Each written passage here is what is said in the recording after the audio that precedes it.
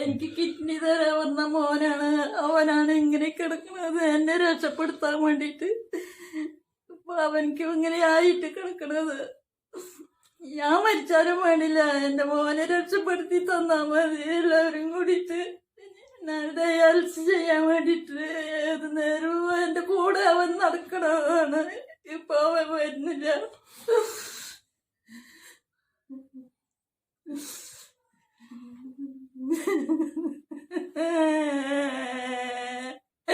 ഇങ്ങനത്തെ രീതി ഞങ്ങൾക്ക് വേറൊന്നുമില്ല. പൊളിച്ചവനെ മക് കിഡ്നി കൊടുത്ത് സഹായിക്കാന്ന് പറഞ്ഞ മോനാണ്. ഞങ്ങൾക്കൊരു മോനുള്ളൂ, വേറെ ആരും സഹായിക്കാനില്ലാത്തപ്പോ മോൻ തന്നെ പറഞ്ഞു ഉമ്മാക്ക് ഞാൻ കിഡ്നി കൊടുക്കാം. കിഡ്നി ഇതില്ലെങ്കിൽ ഉമ്മ മരിച്ചു കഴിഞ്ഞാൽ പിന്നെ ഞാനെന്തിനാ ജീവിക്കുന്നു, ആകെ ഒറ്റ മോനുള്ളൂ. അങ്ങനെ ഇത് ചികിത്സയ്ക്ക് ഇങ്ങനെ തയ്യാറായിക്കൊണ്ടിരിക്കൊണ്ട് മോൻ തളർന്ന് വീണ് ആസ്പത്രിയിൽ അഡ്മിറ്റ് ആയിരിക്കണം. ഇന്നേക്ക് 10 ദിവസമായി ICUലാണ്. ഞങ്ങളിൽ യാതൊരു വിധ സാമ്പത്തികമൊന്നുമില്ല, വാടകയ്ക്കാണ് താമസിക്കുന്നത്. ഞാൻ പണിയെടുത്തിട്ടാണ് കാര്യങ്ങൾ നടന്നിരുന്നത്. ഇപ്പൊ രണ്ടാളും നോക്കണ്ടേ, ഞാൻ രണ്ടാളും നോക്കിയിട്ട് ഒരാളുടെ ഡയാലിസിന് കൊണ്ടുപോകണം, ഒരാളുടെ ആസ്പത്രിയിലും. അങ്ങനെ ആരും സഹായത്തിനുള്ള ഇല്ലാത്തൊരു അവസ്ഥയാണ്. അയൽവക്കത്തുള്ളവര് സഹായിച്ചിട്ടാണ് ഇപ്പൊ ഞങ്ങളെ ഈ 10 ദിവസം കഴിഞ്ഞു പോയത്. നമസ്കാരം, ഞാൻ സാധ്യം കഴിച്ചിട്ടാണ്. ഞാനിപ്പോ പാലക്കാട് ജില്ലയിലാണ്. ഈ കട മകന് വേണ്ടിയിട്ടാണ് ഞാൻ നിങ്ങളുടെ മുന്നിൽ അഭ്യർത്ഥിക്കുന്നത്. ഈ കട മകൻ ഫൈസൽ എന്നാണ് പേര്, 24 വയസ്സാണ്.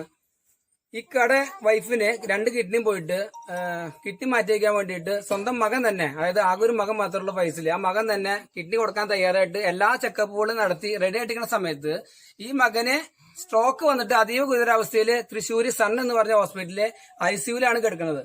വളരെ ഗുരുതരമാണ് ആൾക്ക്. ഏകദേശം 5 ലക്ഷത്തോളം രൂപ ഇപ്പൊ അർജന്റായിട്ട് അദ്ദേഹത്തിന് വേണം. അത് മാത്രമല്ല, ഉമ്മയുടെ കിഡ്നി മാറ്റി വയ്ക്കാൻ വേണ്ടിയിട്ടുള്ള ആ ട്രീറ്റ്മെന്റ് നടന്നുകൊണ്ടിരിക്കുകയാണ്. യാതൊരു നിവൃത്തി ഇല്ലാത്തതുകൊണ്ടാണ് ഇപ്പൊ ഈ മുന്നിൽ, നിങ്ങളുടെ മുന്നിൽ, ഇദ്ദേഹത്തിന്റെ ഈ ജനങ്ങളുടെ മുന്നിലൊക്കെ ഞാൻ ഇങ്ങനെ വരേണ്ടി വരുന്നത്. അപ്പൊ മാക്സിമം നിങ്ങൾ എല്ലാവരും അകമഴി സഹായിക്കണം. ഇവിടെ വേണ്ടപ്പെട്ട അധികാരികളുണ്ട്, മഹല്ല് പ്രസിഡന്റ്, സെക്രട്ടറി ഉണ്ട്, അധ്യാപകനുണ്ട്, അതുപോലെ തന്നെ വാർഡ് മെമ്പർ, എല്ലാവരും ഇവിടെ ഉണ്ട്.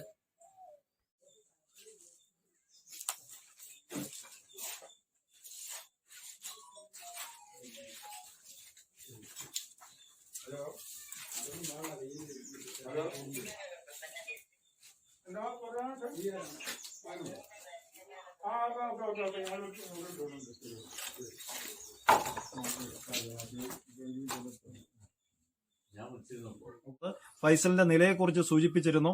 ഫൈസലിനെയും കുടുംബത്തിന്റെയും സഹായിക്കുക എന്നുള്ളത് നമ്മുടെ ഉത്തരവാദിത്വം, ബാധ്യതമായിട്ട് ചിന്തിക്കുന്ന ഒരു സമൂഹമാണ് ഇവിടെയുള്ളത്. അവരെല്ലാവരും ഇതിൽ സഹായിക്കും. മുതുകുന്നി മഹല്ല് കമ്മിറ്റിയുടെ പരിധിയിൽ വരുന്ന ഈ പ്രദേശത്തെ നിവാസികൾ എല്ലാവരും, അയിലൂർ പഞ്ചായത്തിലെ മുഴുവൻ ആളുകളും ഇതിനൊപ്പം ഉണ്ടായിരിക്കും. പള്ളി കമ്മിറ്റിയുടെ ജോയിന്റ് സെക്രട്ടറി, അതുപോലെ തന്നെ പള്ളിയിലെ ഉസ്താദൊക്കെ ഇവിടെ എത്തിയിട്ടുണ്ട്. എല്ലാവരും ഇതിന് പിന്നിലുണ്ടാകും. ഇത് ശ്രമിക്കുന്ന മുഴുവൻ ആളുകളും ഇതിൽ സഹകരിക്കണമെന്ന് വളരെ താഴ്മയോടുകൂടി അഭ്യർത്ഥിക്കുന്നു.